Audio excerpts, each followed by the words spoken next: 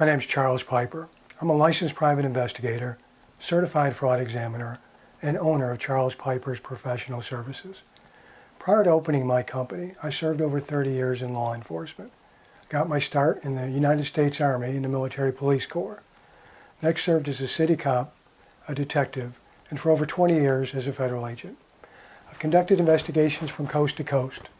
Those investigations have identified wrongdoers, proven other facts, and resulted in the recovery of millions of dollars. The tools that investigators utilize during their investigations vary.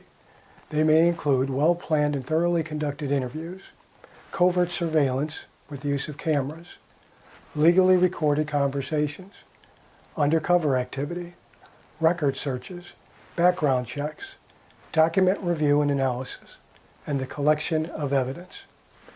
Every step during every investigation should be well planned and well documented. The investigator has an obligation to keep their client or employer informed of the investigative progress. I'm Charles Piper. I hope that this information and the information which follows will serve your needs.